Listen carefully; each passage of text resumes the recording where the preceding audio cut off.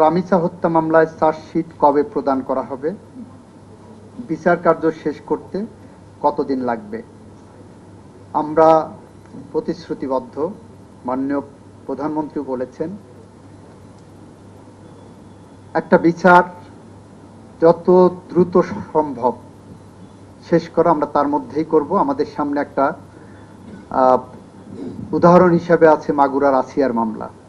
1 মাসের মধ্যেই মনে হয় শেষ করা সম্ভব হয়েছিল, 3 মাস লেগেছিল। আমরা আশা করি অতদিন লাগার কথা না, ওটা সম্ভবত 1 মাস লেগেছিল। অর্থাৎ চার্জশিটের পরে যে বিচার প্রক্রিয়া শেষ হতে 1 মাস লেগেছিল। আমাদের সামনে একটা উদাহরণ আছে, 1848 সালের একটা উদাহরণ আছে। 1848 সালের, আমি মামলাটার রেফারেন্স আপনাদেরকে বলি, একটা মিনিট যদি আমাকে বেয়ার করেন। মুল্লুক চাঁদের মামলা, 1848 সালে মুল্লুক চাঁদের মামলা। সেই মামলায় একদিনে বিচার শেষ হয়েছিল। বিচার শেষ করতে একদিন সময় লেগেছিল। আমাদের এখানে আইনি যেটুক ফাঁক আছে সেটা হলো, সেটা বাদ রেখে যদি আমরা চার্জশিটে যাই, সেটা নিয়ে আমাদের ফ্যাটাল ইনজুরি থেকে যাবে প্রসিকিউশনে। ডিএনএ না করে এই মামলায় যদি চার্জশিট দেয় পুলিশ, যে কেউ হয়তো বলতেই পারেন 164 হয়ে গেছে, এরপরে ডিএনএ কি আছে? এই ধরনের মামলায় DNA is a very important piece of evidence. আমার যেখানে ডিএনএ করার সুযোগ আছে, আমরা সেখানে কেন করব না? একটা ডিএনএ রিপোর্ট আসতে কয়েক সপ্তাহ লেগে যায়, এমনকি কয়েক মাস লেগে যায়। আমরা আপনাদের বলছি রামিসার ডিএনএ আসতে 72 ঘন্টার বেশি সময় লাগবে না, আশা করি ইনশাল্লাহ। আমাদের টপ প্রায়োরিটির মধ্যে এটা আছে।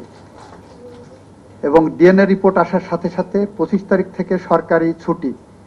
যদি আমরা ডিএনএ রিপোর্টটা তার আগে পেয়ে যাই, আমরা আশা করি তদন্ত যে গতিতে আগাচ্ছে, আমরা ঈদের আগে যদি চার্জশিটটা দিতে পারি, ঈদের পরপর আমরা বিচারিক প্রক্রিয়া শুরু করতে যা যা কর্মসূচি আছে সব কর্মসূচি গ্রহণ করে এই বিচারটাকে ত্বরান্বিত করার জন্য প্রসিকিউশনের পক্ষ থেকে যতটা ডিউ ডিলিজেন্স দেখানো সম্ভব,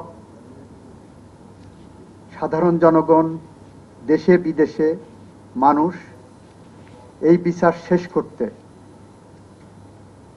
যতটা প্রত্যাশা করে, আমরা আশা করি সেই প্রত্যাশা পূরণ করতে আমরা সক্ষম হব।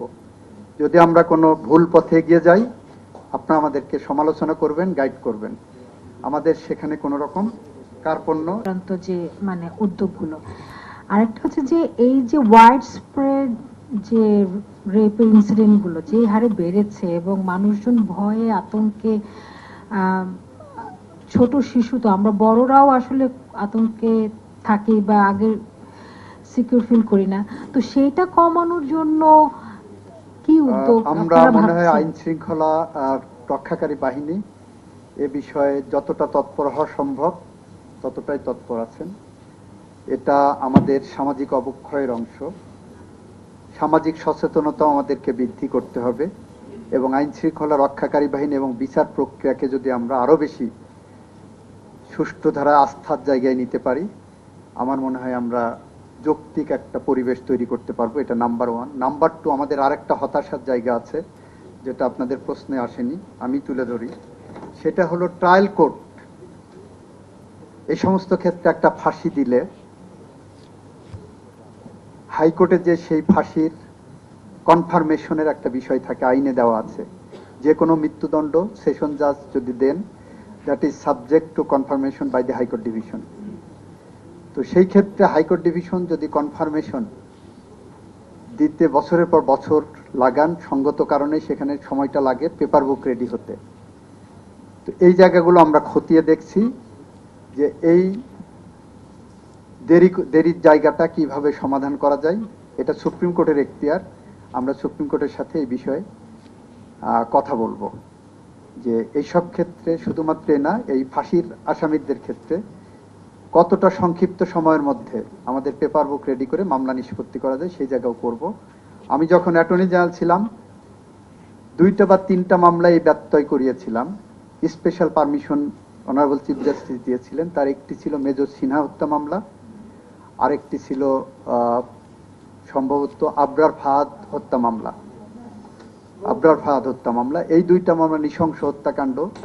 যদি স্বাভাবিক গতিতে পেপার বুক রেডি হতো, এটা হয়তো আরো 5-6 বছরের আগে সম্ভব হতো না। যে কারণে আমরা স্পেশাল পারমিশন নিয়ে আমরা এটা করার চেষ্টা করেছিলাম।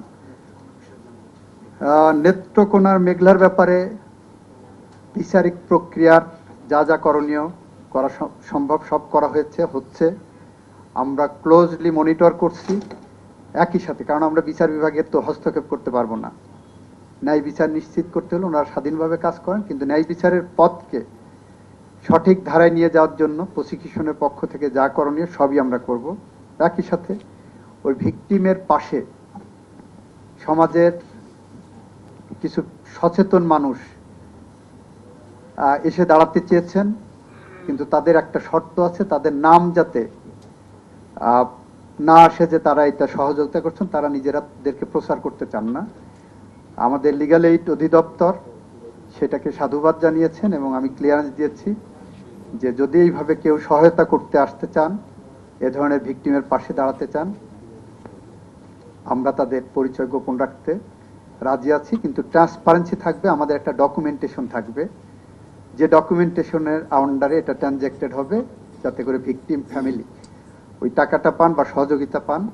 কিন্তু আমাদের জায়গা থেকে আমরা রেকর্ড রাখবো যে কোন ব্যক্তি এই ধরনের সহযোগিতা করেছেন। এটা নট ফর পাবলিক। আশা করি আমি আপনাদের যে প্রশ্নগুলো ছিল সবগুলো